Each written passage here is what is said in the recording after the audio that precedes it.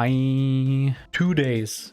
That's how long the fun lasted. So I was streaming Megabonk, the new roguelike that everybody plays. And days 1 and 2, it was giga fun. Figuring out builds, unlocking stuff, theory crafting with chat, just pure enjoyment. But then day 3 hit and my chat turned into a meta enforcing task force. Your build sucks, that's not optimal, why are you not playing X, Y, and Z? Suddenly I couldn't just play the game anymore. I had to justify my choices. Then it struck me and I realized those people who said these things, they saw other streamers say the same thing, or they read that stuff in some guide. So none of them were thinking for themselves. And when I told them, I don't care that the aura build is meta, I'd rather play with the slutty rockets because it's more fun, they seemed confused. Like me prioritizing fun and enjoyment was incomprehensible to them. So that's when I started asking myself, when did gaming, something you do in your free time to relax and enjoy, start feeling like work? So exhausting and joyless. So I started investigating, and what I found is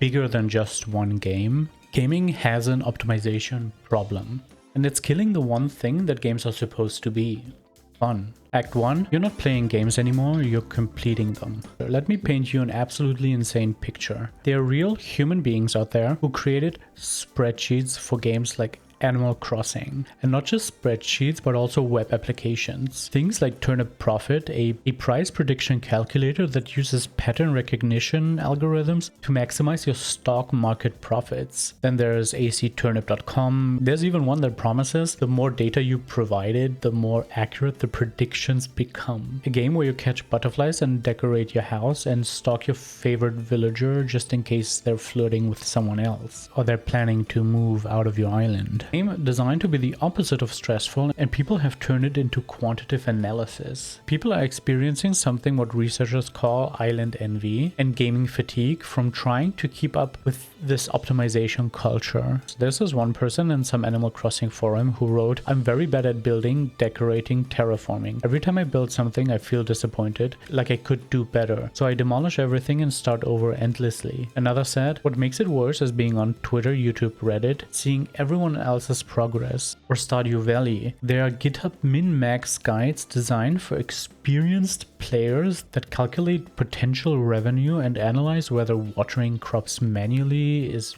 wasting your time. The core mechanic of the game. But it gets even weirder, like way weirder. Elden Ring, a game explicitly designed around discovery and exploration, obviously has tier lists, because what game doesn't have tier lists nowadays? And it's not for PvP purposes or whatever. That game is mainly a single player game. The Fextra Live wiki has detailed optimization guides with optimized stat allocations at specific levels. Builds are described as having one-shot potential or being capable of cheesing the most challenging aspects of the game. People are trying so hard to not play the game that they're currently playing. Just think about that. A game where half the joy is supposed to be stumbling into secret caves and finding a weird weapon is now reduced to here's the mathematically optimal build before you even start playing the game. Like I said, every major game now has extensive tier lists. Baldur's Gate 3 is an entire subreddit dedicated purely to optimization. There's even a Reddit thread titled "Give me your most fun builds," where someone has to explicitly ask for fun over optimal, because the default assumption is optimization, the best, the strongest. And someone responded with, "Twin Hasting Sorcerer is always most optimal, but I personally hate that playstyle as it's incredibly boring." It just, like, just try to process this for a moment. We've reached a point where people know what's fun, know what's optimal, and feel obligated to choose the optimal one even though they hate it. Even the language around gaming has changed. Nobody just plays games anymore. They farm them, they grind them, they maximize efficiency, they lock in. Gaming discourse has adopted the vocabulary of labor. But the issue with this is, what then? You know, then after racing through content at 5 times the intended pacing, using optimal strategies, burning through hundreds of hours within just 2 weeks, players complain about the game being dead. Dead games. I freaking hate that word because, like, what does it even mean? And Palworld is the perfect example for this. It sold 19 million copies in just 2 weeks. It hit a 2.1 million concurrent players on Steam, the second most played game on Steam, by the way. Then it lost 2/3 of its players and people started calling it a dead game, to the point where the community manager, John Buckley, had to push back. I don't think it really serves anyone to push gamers to play the same game day in and day out. He called the dead game discourse lazy and reminded people it's fine to take breaks from games. PC Gamer noted something crucial. Major publishers in the game industry ushered in the notion of the dead game by propagating the idea of a living one. Before games as a service, a dead game was just called a game. Before live service, before battle passes, before FOMO, a finished game was just a game. You played it, you finished it, and you moved on. Nobody called Super Mario 64 dead when you beat it. But now, if the game isn't keeping millions of players engaged forever, it's considered a failure. And let me be clear about what's happening here. This isn't about optimization existing. Optimization has always been part of gaming. Speedrunning is fucking cool. Theory crafting and discovering broken builds is literally one of my passions. And challenge runs are amazing. This is about optimization becoming mandatory. About it being enforced onto others, about casual players being told they're playing it wrong, and about fun being subordinated to efficiency. Act 2, how we got here. So how did we get to a place where people stress optimize Animal Crossing? Let me take you back to 2010. If you wanted help with the game back then, you went to Game FAQs. In 2010, Game FAQs hosted over 36,000 guides, just like me over the weekend. 36,000 guides. By 2012, it peaked at 56,000 guides for 21,000 unique games. But here's the crucial difference. Those guides were about completion. Here's where all the items are. Here's the map. Here's how you don't miss the secret. They were about not getting stuck, about seeing everything that the game had to offer. The focus was exploration, discovery, and not missing content. That was the culture back then. Discovery with training wheels. Then something changed. Between 2011 and 2013, competitive games went mainstream. League of Legends had its Season 1 championship in 2011 with no real meta. By Season 2 in 2012, the standard framework was established. Bruiser tank top, bruiser tank jungle, AP mid, ADC and support on the bot lane. By 2013, we had the first Assassin's meta and tier lists started becoming a thing. Even just the term meta is so interesting because the term itself required academic definition by 2021 precisely because it had become ubiquitous without clear boundaries. A 2021 paper in the International Journal of Esports, I think this is the biggest joke of this video, by the way, that I found out that this exists. The International Journal of Esports. What a time we live in. Noted the metagame has come to mean a perceived optimal or dominant playing strategy that is usually popular within esports at that specific point in time. 2013 was the tipping point. Meta became professional terminology. Stat websites like op.gg became standard references. Win rates, pick rates, ban rates became common discourse. And then YouTube entered the game. Build guides and optimization videos became dominant over entertainment content. YouTube Gaming launched in August 2015 as a Twitch competitor. And here's where things get dark. And I know to some of you this is gonna sound like a joke, but content creation isn't actually fun. It's fucking work. It's hard work. Grueling, exhausting, algorithm-dependent work. A recent study shows 79% of content creators have experienced burnout. The number jumps to 83% for monetized creators trying to maintain or increase their income. Paying their bills may require nightly, hours-long streams. Taking even one night off could mean a drop in views or subs that would prevent them from paying their rent. Their livelihood often is at the whim of ever-changing algorithms that could knock them down if they don't stay on top of them. So streamers and YouTubers are in a death race. They need constant new content. And the way to generate constant new content from games Well, speed through them, beat them as fast as possible, and move on to the next one. Find the meta, find the best builds, and optimize everything. And their optimization becomes viewer expectations. If the streamer does it like this, it must be the right way. So now you have millions of people watching content creators optimize games out of economic necessity,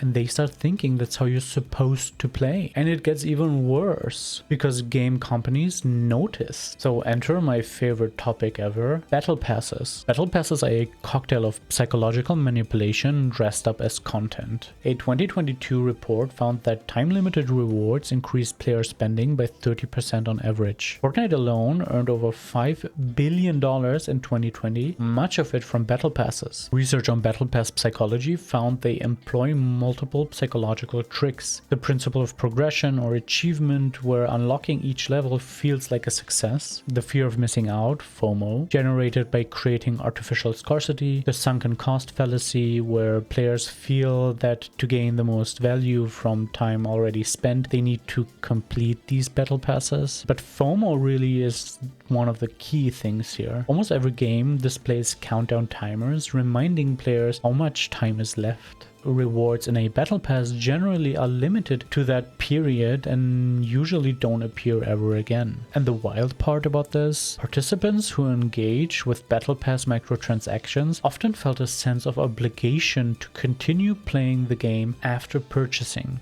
Not enjoyment, obligation. The participants of the study experienced feelings of stress, FOMO, or even burnout for the sake of unlocking these battle pass rewards. The study literally describes battle passes as a hybrid of playing, gambling, and labor. I don't know about you, but two of those things are my biggest enemies. Let me tell it as it is. Your leisure time has been gamified to extract maximum engagement and money out of you. But even that doesn't fully explain it, because optimization culture exists in games without battle passes as well, and single-player games with no live service component. The real answer is simpler and much darker. It's because we've been conditioned. We have been conditioned by decades of unlocking achievements, by productivity optimization content that has affected every corner of the internet, and by hustle culture that says every moment must be productive. We have been conditioned that numbers are more real than feelings, and that optimization is a virtue, and that efficiency is inherently good. And we brought that mindset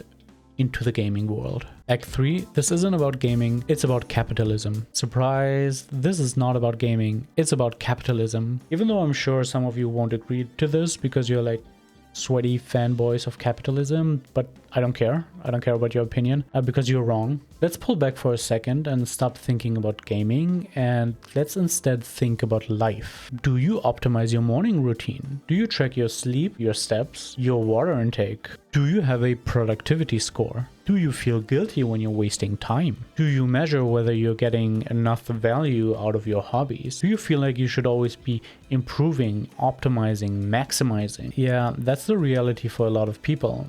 And it's kind of pathetic. And I can only say that because I have worked my way out of that hole. And looking at it from this side of the pond, it does look very pathetic. We've all grown up under the system, so we all start from that position, and we have to work our way to our freedom. Because clearly optimization culture isn't about gaming. Gaming is just this week's hot new bombshell on the battlefield in capitalism's war of leisure. At this point, everyone should have heard about Mark Fisher, right? And what he wrote in Capitalist Realism. The idea that not only is capitalism the only viable political and economic system, but also that it is now impossible to even imagine a coherent alternative to it. Fisher described capitalist realism as more like a pervasive atmosphere, conditioning not only the production of culture, but also the regulation of work and education. We've internalized this logic so completely that we can't even conceive of not optimizing, can't conceive of doing something purely for its own sake. Fisher introduced the concept of business ontology, the capitalist ideology where purpose and objectives are understood exclusively in business terms. In uniformly business-oriented social conditions, there is no place for the public. No place for the public. No place for leisure. No place for non-productive joy. And this shows up everywhere in media and in gaming discourse. We are consuming content. I need at least 1 hour per dollar spent. And I hate this argument because it makes no sense. Nobody demands a 2-hour film to last 60 hours just to be worth the $15 you spend on it. Nobody measures a restaurant meal by hours of fullness per dollar. But games must provide quantifiable hourly value or they are a ripoff. In 2019, Greenman Gaming started displaying games' average cost per hour statistic in their store. PC Gamer called this misleading and inaccurate and said it perpetuates the idea that games are products we consume rather than experiences we have. Developers end up feeling like they have to bloat their game with crap to make them more appealing to gamers. And gaming companies learn from this. They saw players treating games as labor and they were like, hell yeah, we can exploit that. So they designed for it. Games became more grindy, more checklist oriented, more filled with busy work because that's what the metrics said players wanted. And that's where they could incorporate microtransactions, their battle passes, their gambling loot boxes, their pay to win mechanics. Except it's not what we want. We've been just conditioned to accept it. This article called Digital Capitalism's War on Leisure nails this perfectly. Market forces are invading the space for leisure. Gaming has come to privilege haves or have-nots, work and passive consumption over leisure, and the economic over the social. The commodification of leisure is not new. It is also not something to be complacent about. In industrial and post-industrial societies, work tends to be necessary, hierarchical. But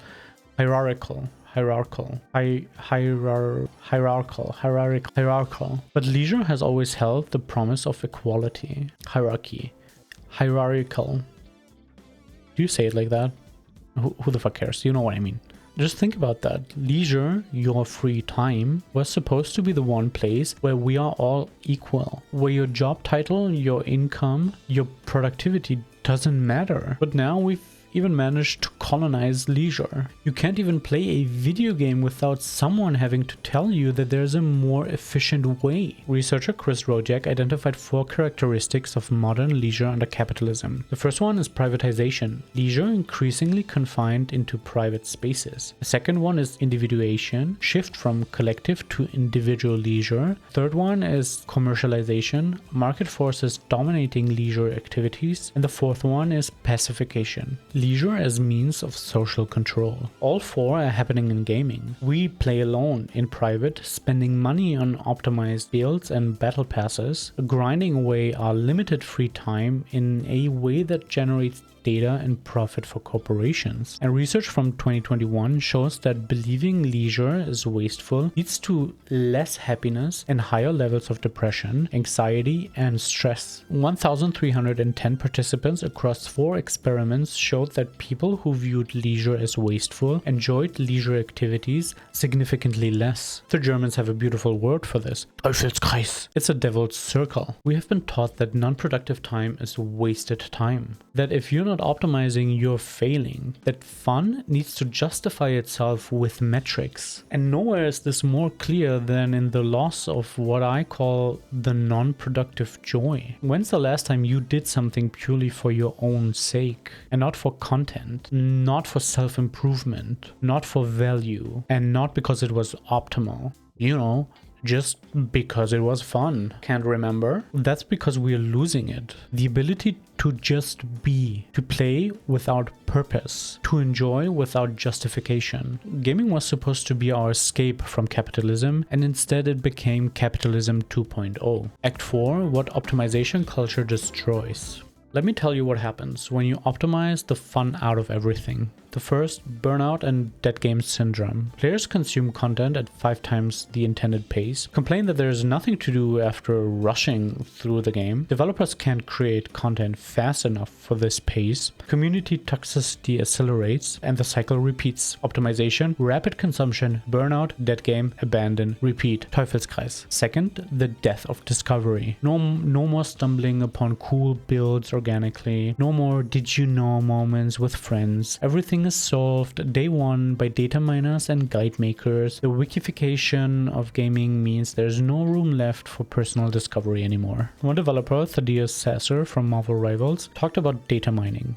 Think about it this way. Would you rather find out about an uncertain leak and then it gets confirmed weeks later and then it ends up in the game in 3 months? Or would you rather have something that drops as a beat that tells you, hey, your favorite new character is coming and it's available tomorrow. I know which one I'd prefer, but unfortunately he's fighting a losing battle. Players want to know. They want to optimize now and they can't wait for the joy of the surprise. Third, the toxicity problem. And this one really pisses me off. Just look at this thread in the Blizzard Overwatch forums. The bullying to off-meta players should go. Right now, if one player picks a off-meta hero, the players on the team start to insult this player and report him. Off-meta picks trigger immediate toxicity in the community. False reporting is then used as punishment for not conforming to this meta. And this is not just about Blizzard games, right? Pokemon. When I got my Charmander in Ruby, I was ecstatic, determined to raise it to be a badass Charizard. When I got my Charizard in DP, I couldn't help but wonder just how gimped its nature was. When I beat the E4 in DP, I was happy because I could finally start breeding on my real team. The real team. The team that this person actually built and connected with and beat the game with wasn't the real team, because only the optimized one counts. And finally, games start designing around it. Developers see players behave and design for it. Games become more grindy, more checklist oriented. There's less room for experimentation because everything must fit the meta. The medium itself is degrading because we've been collectively conditioned by capitalism to believing that optimization is more important than creativity. Act 5, playing games like capitalism can't touch you. But here's the thing. It doesn't have to be this way. Roguelikes by design resist a meta. The Fashion Souls community celebrates aesthetic over optimization. People deliberately gimp their builds just to look cool. Developer Soren Johnson, lead designer of Civ 5, gave us the famous quote in 2011. Given the opportunity, players will optimize the fun out of a game. Sid Meier, his colleague, added, one of the responsibilities of designers is to protect players from themselves. And as someone who has been working as a designer for years, I agree with this. But ultimately, it's not about waiting for developers to save us. It's about permission. It's okay to play games wrong. It's okay to take your time. It's okay to ignore tier lists and meta builds and efficiency guides. It's okay to discover things yourself. It is okay to make mistakes and experiment. It's okay to use the weapon that looks cool, even though it's not optimal. And it's okay to lose because you were trying something fun. And you know what? It's also okay if you love optimization, if theory crafting is your jam, if finding the perfect build is what brings you joy. Because the problem isn't optimization itself. The problem is when it becomes mandatory, when it's enforced on others, when people are shamed for not optimizing. Because now you know that mindset most likely comes from this capitalist horror we live in. So when you're one of those people sitting in someone's stream telling them that they're not playing the optimal thing and you're confused because they do something for fun, you're just outing yourself as someone who has been successfully marketed to by corporations. And that's kind of pathetic. So don't be pathetic. Don't be that person. So here's the real rule. Play however the fuck makes you happy, but don't police how others play. In a system demanding efficiency out of every moment, taking your time is resistance. Doing something inefficiently is rebellion. Playing purely for fun with no external validation is a revolutionary act. That's a lot of pathos, but you know, kind of think about it. I am right. We live in a system that demands you optimize your sleep, diet, exercise, morning routine, productivity, relationship, hobbies. Every moment must generate value. Every activity must be justified by some metric. And you are going to sit down and play games wrong? That's resistance. That's reclaiming your humanity from the productivity machine. Gaming should be your escape from capitalism, not just capitalism with ray tracing. Because here's the truth that they don't want you to know. Joy doesn't need to justify itself with some metric. Fun is only valuable precisely because it's not productive. The time you enjoy wasting is not wasted time. And anyone telling you you're playing wrong can fuck off. Because as you should know by now, because we're approaching the end of the video, this optimization mindset is everywhere. Everything meant for human connection or joy has been quantified and optimized. So play games like no one's watching. Like fun is its only justification. But yeah, permission granted. You can just go and enjoy things now. Thank you for watching. See you next time. Bye.